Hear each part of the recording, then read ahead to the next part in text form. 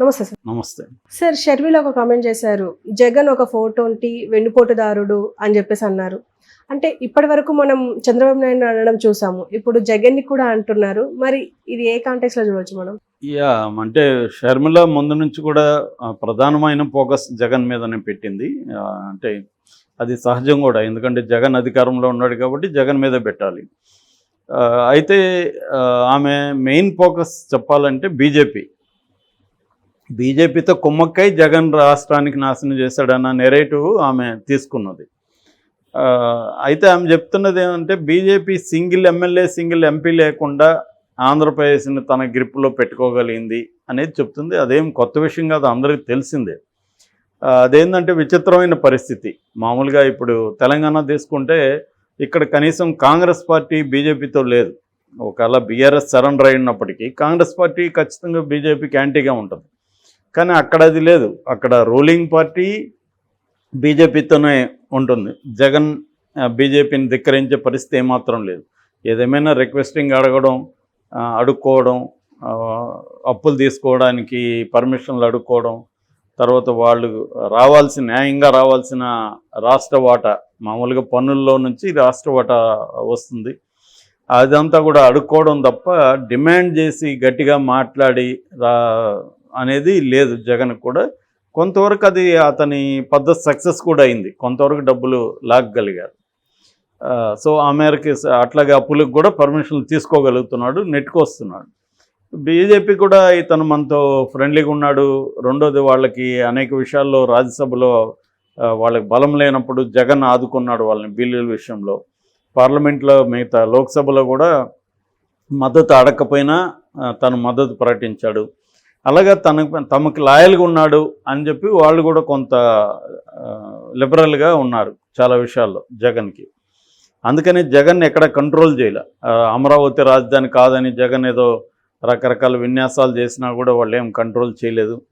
అట్లాగే చంద్రబాబును అరెస్ట్ చేస్తున్నప్పుడు కూడా కంట్రోల్ చేయలేదు. ఇలాగ జగన్కి వాళ్ళు ఫ్రీ హ్యాండ్ ఇస్తూ వచ్చారు. At the same time Chandrababu నిజానికి మోడీకి యాంటీగా బిగినింగ్లో మాట్లాడిన 2019లో, తర్వాత ఎన్నికలు అవగానే ప్లేట్ ఫిరాయించి తన పార్టీలో తన ఎంపీలని నలుగురిని తనే పంపించి బీజేపీలోకి, సో బీజేపీని ప్రసన్నం చేసుకునే కార్యక్రమాలు స్టార్ట్ చేశాడు. దానికి ఆయనకున్న పరిస్థితి కారణం. ఎందుకంటే ఆయన ఆ పని చేయకపోతే జైలుకి అప్పుడే పోయిండేవాడు ఆయన. అందుకని ఆయన ఆ పని చేయాల్సిన పరిస్థితి ఆయనకి ఏర్పడింది. అంతేగాని ఆయనకేదో బీజేపీతో పోవాలనే ఇంట్రెస్ట్ ఎందుకుంటుంది? ఎవరైనా తమ పరిస్థితిలో నుంచే బిహేవ్ చేస్తారు. సో ఆ కండిషన్ చంద్రబాబుకు ఉంది కాబట్టి ఆయన ఆ పని చేయగలిగాడు. కాబట్టి ఆయన జైలుకి పోకుండా ఈ 4.5 ఏళ్ళు ఉండగలిగాడు. చివరిలో కూడా జైలుకి పంపించడం నాకు తెలిసి ఒక రకంగా ఆయన్ని ప్రెజర్ చేయడం కోసమే. నేను ఇందాక ఒక వీడియోలో చెప్పిన క్యారెట్ అండ్ స్టిక్ పాల్స్, అలాగా ఆయన్ని ప్రెజర్ చేయడం వల్ల అనివార్యంగా ఇప్పుడు చంద్రబాబు బీజేపీ పొత్తు కోసం వెళ్తున్నాడు. లేకపోతే చంద్రబాబు వెళ్ళేవాడు కాదు. సో ఇది బీజేపీ కూడా ఒక రకంగా చంద్రబాబుని ప్రెజర్ చేసి, నువ్వు నాతో కలవకపోతే నీకు జైలే గతి అన్న ఒక మెసేజ్ని పంపించింది జగన్ ద్వారా. అంటే మామూలుగా ఒక మేధావి అంటాడనమాట. అంటే హిట్లర్ కంటే గాంధీ మోర్ వైలెంట్ అని ఒక స్టేట్మెంట్ ఇచ్చాడు ఒక ఫిలాసఫర్, స్లవై జిజెక్ అని. ఆయన్ని నేను ఇంటర్వ్యూ చేసినప్పుడు 10 ఏళ్ల ముందు ఆయన ఇంటర్వ్యూ చేశాను. అడిగా ఎందుకు ఇలాంటి స్టేట్మెంట్ ఇచ్చారంటే, గాంధీ నాన్ వైలెంట్ అని నాకు కూడా తెలుసు, కానీ గాంధీ లేకపోతే బ్రిటిష్ వాళ్ళు ఎవరితో డీల్ చేయాలి? భగత్ సింగ్ లాంటి వాళ్ళతో డీల్ చేయాల్సిన పరిస్థితి, అంటే అతివాదులు తీవ్రవాదులతో డీల్ చేయాల్సిన పరిస్థితి.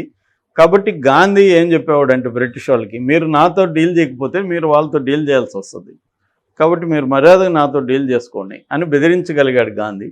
సో ఆ బెదిరించగలిగే పొజిషన్ ఉండడానికి గాంధీకి వెనక ఈ బ్యాక్గ్రౌండ్లో తీవ్రవాదులు భగత్ సింగ్ లాంటి వాళ్ళు ఉండడం వల్ల బెదిరించగలిగాడు. కాబట్టి ఈయన మోర్ వైలెంటే.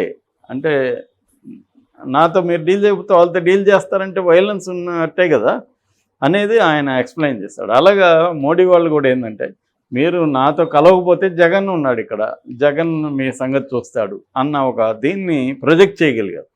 అందుకని చంద్రబాబు ఉన్న పరిస్థితి ఏంటంటే, బీజేపీతో పోతే కొంత నష్టాలు ఉన్నాయి చంద్రబాబు, కానీ పోకపోతే ఎక్కువ నష్టం ఉంది జగన్తో. కాబట్టి ఏది పెద్ద నష్టం అనుకున్నప్పుడు, జగన్ పెద్ద నష్టం అనుకున్నప్పుడు చిన్న నష్టం వైపు ఆయన వెళ్తున్నాడు.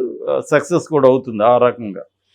సో ఈ పరిస్థితిలో షర్మిల రోల్ ఏంటంటే ఇక్కడ షర్మిల బీజేపీని యాంటీగానే మాట్లాడాల్సి వస్తుంది. ఎందుకంటే ఆమె ఇండిపెండెంట్ పార్టీ కాదు, ఆమెది కాంగ్రెస్ పార్టీ. కాంగ్రెస్ పార్టీ ప్రధానంగా బీజేపీనే ఫోకస్ చేయాలి. అట్ ద సేమ్ టైం ఇక్కడేమో జగన్ని చేయాలి. కాకపోతే ఇప్పుడు అందుకని ఆమె నిన్న మంగళగిరిలో జరిగిన వాళ్ళ ఒక ప్రోగ్రాంలో మాట్లాడుతూ జగన్ 420 గాడు అన్నట్టుగా మాట్లాడింది. దానికి కారణం ఏంటంటే 420 అంటే ఎవరిని అంటారు? చీట్ చేసేవాళ్ళని అంటారు. సో ఈ రాష్ట్రాన్ని జగన్ చీట్ చేశాడు అనేది ఆమె ఉద్దేశం. ఎందుకు చీట్ చేశాడంటే గతంలో ఈ ప్రత్యేక హోదా కోసమే తన ఎంపీల దగ్గర రిజైన్ చేయించి చివరికి చంద్రబాబుని కూడా ప్రెజర్ చేసి చంద్రబాబు కూడా విత్డ్రా చేసుకునేట్టుగా చేసి తను ఏదో ప్రత్యేక హోదా తెచ్చే ఒక ఛాంపియన్ లాగా జనాల్ని నమ్మించాడు. అధికారంకి వచ్చినాక సరే బీజేపీ ఓకే, అబ్సల్యూట్ మెజారిటీ ఉంది ఓకే, కానీ నువ్వు దాని మీద పోరాటం చేయకుండా ఎప్పుడో వైట్ పేపర్ రాసేసి ఇవ్వండి సార్ ప్లీజ్ అని ఒక పేపర్ ఇచ్చేసి వాళ్ళు దాన్ని పక్కన పెడతారు. మొక్కుబడిగా ఏదో నేను ఇచ్చాను అన్నట్టుగా ఇచ్చేయడం తప్ప ఇతను మళ్ళీ దాని మీద పోరాడలేదనేది ఆ యాంగిల్లో ఆమె చేసిన విమర్శ కరెక్టే. ఎందుకంటే జగన్ ఖచ్చితంగా పక్కన పెట్టేశాడు. పెట్టేయడానికి ఆయనకు వెసులుబాటు ఏంటంటే వేరే అడిగేవాళ్ళు కూడా ఇంకెవరు లేడు కదా. ఇక్కడ చంద్రబాబు అన్న పోరాటం చేస్తే జగన్ మీద ప్రెజర్ ఉండేది, కనీసం జనసేన పోరాటం చేస్తే జగన్ మీద ప్రెజర్ ఉండేది. వీళ్ళు కూడా చేయట్లేదు కాబట్టి జగన్ని అడిగేవాడు ఎవడు లేదు కాబట్టి ఉండగలిగాడు, సాధ్యమైంది. సో ఇప్పుడు ఈమె దాన్ని ప్రశ్నిస్తుంది. సో అంతవరకు ఆమె ప్రశ్నలో లాజిక్ ఉంది.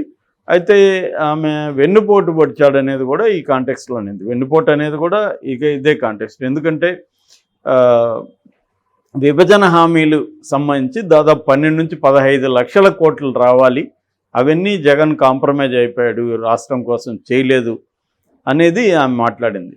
అంతవరకు ఆమె మాట్లాడే విషయాలు కరెక్టే. మరి వెన్నుపోటుదారుడు అనిందా 420 అనేది పక్కన పెడితే దాని ఎసెన్స్ అయితే కరెక్టే. కాకపోతే ఇక్కడ ప్రాబ్లం ఏంటంటే ఆమె ఎవరు అడుగుతున్నారు అనేది కూడా ఇంపార్టెంట్. ఆమె అడుగుతుందంటే నువ్వు ఎందుకమ్మా, ఆమె మీద కూడా కొన్ని ప్రశ్నలు వస్తాయి. 10 ఏళ్ళుగా నువ్వేం చేసావు ఈ రాష్ట్రాని కోసం? ఎప్పుడైనా వచ్చావా, పలకరించావా ఈ ప్రజలు ఎలా ఉన్నారని? నువ్వు ఎంతసేపటికి నా తెలంగాణ ఆడబిడ్డ, నేను తెలంగాణ కోడల్ని, తెలంగాణ ప్రజలే నా ఇది అని, నా ఊపిరి నా ఇది అనే డైలాగులంతా కొట్టి అవసరమైతే ఆంధ్రప్రదేశ్తో కొట్లాడతానని కూడా చెప్పావు. అప్పుడేమో నీకు ఆంధ్రప్రదేశ్ ఎనిమి, ఎందుకంటే తెలంగాణకి ఆంధ్రప్రదేశ్ అనేక విషయాల్లో ప్రత్యర్థి. ఇప్పుడేమో నిన్న ఆమె కన్నీళ్ళు కూడా పెట్టుకుంది, ఎమోషనల్ అయిపోయి. మేబీ నిజంగా కూడా ఆమె ఏడ్చుండొచ్చు, దాంట్లో మనం యాక్టింగ్ అనలేము. ఒక్కోసారి మనం ఉద్యోగంగా ఉన్నప్పుడు మనకు కన్నీళ్ళు వస్తాయి. కానీ దాన్ని జనాలు కనెక్ట్ అవ్వాలి. జనాలు కనెక్ట్ అవ్వాలంటే ఈ ప్రశ్నలు రాకుండా ఉండాలి. ప్రశ్నలు రాకుండా ఉండవు జనంకి. నువ్వు ఎందుకంటే ఒకవేళ వాళ్ళ జనంకు ఉన్నా వైసీపీ వాళ్ళు ఉన్నివ్వరు కదా, ఇవన్నీ వైసీపీ వాళ్ళు అడుగుతారు కదా, అవన్నీ అడుగుతున్నారు. 10 ఏళ్ళుగా నీకు ప్రజల పట్ల కన్సర్న్ ఉంది. జగన్ 10 ఏళ్ళుగా జనంతో ఉన్నాడు, ఆ మాటకు వస్తే 15 ఏళ్ళుగా జనంతో ఉన్నాడు అతను. సో జనం బాధల్లో సంతోషాల్లో అతను భాగమయ్యాడు. తను వీలైనంత తన శక్తి మేరకు చేస్తున్నాడు. ఎందుకంటే బీజేపీతో కొట్లాడే పరిస్థితి ఏ ముఖ్యమంత్రికి లేదు ఇవాళ. కాబట్టి జగన్ కూడా కొట్లాడలేని పరిస్థితి. కాబట్టి మంచిగా ఉండి వీలైనంత చేసుకొని తన వల్ల ఎంత అవుతుందో అంత చేసుకుంటూ వెళ్తున్నాడు. అదే అనేది ఒకటి, నువ్వేం చేసావు అనేది ఒకటి. రెండవది, విభజన చేసింది ఎవరు? కాంగ్రెస్. చేసినప్పుడు మరి విభజన హామీలంతా నెరవేర్చాలని చట్టంలో ఎందుకు పెట్టలేదు మీరు అన్న ప్రశ్న కూడా కాంగ్రెస్ మీదకి వస్తుంది. కాంగ్రెస్ మీదకి వచ్చినప్పుడు ఆమె సమాధానం ఇవ్వాలి కదా కాంగ్రెస్ ప్రెసిడెంట్గా. సో కాంగ్రెస్ ఇప్పటికి కూడా ఈ బాధ్యతల నుంచి, అంటే గతంలో చేసిన తప్పుల నుంచి తప్పించుకునే పరిస్థితి లేదు. అందువల్ల కాంగ్రెస్ ప్రతినిధిగా ఆమె అడిగేదానికి ఎంత వ్యాలిడిటీ అనేది ఇవాళ ఇంపార్టెంట్. ఆమె అడిగే ప్రశ్నలు వ్యాలిడే, కానీ ఆమె ఆ ప్రశ్నలు అడిగే ఒక హక్కు కావచ్చు, లేకపోతే ఆమె రైట్ పర్సనా అన్న దగ్గర ఇక్కడ ప్రాబ్లం అవుతుంది. ప్రశ్న రైటే కావచ్చు, కానీ ఆ ప్రశ్న అడిగే వ్యక్తి అర్హత ఉందా, ఆమెకు అడిగే అర్హత ఉందా, ఆమె జగన్ని 420 అనే అర్హత ఆమెకు ఉందా అనేది ఇక్కడ బిగ్గు కూర్చొని. దాన్ని తెలుగుదేశం వాళ్ళు ఏంటంటే నాకు వెన్నుపోటు పొడిచాడు, రాష్ట్రానికి పొడిచాడు అనేది ఆమె అనిందని చెప్తున్నారు. మరి కానీ రాష్ట్రానికి పొడిచాడంటే కనీసం లాజిక్ ఉంది, ఆమెకు పొడిస్తే మరి ఏం పొడిచాడు అనేది చెప్పలేదు ఆమె. మేబీ ఆమె కోరుకున్న పదవి ఇవ్వకపోయి ఉండొచ్చు, లేదా ఆస్తులు ఇవ్వకపోయి ఉండొచ్చు. ఏదేమైనా ఆమె పర్సనల్ వ్యాలిడిటీ కానీ ఆమె అడగడం అనేది కొంచెం ఇబ్బందికరం.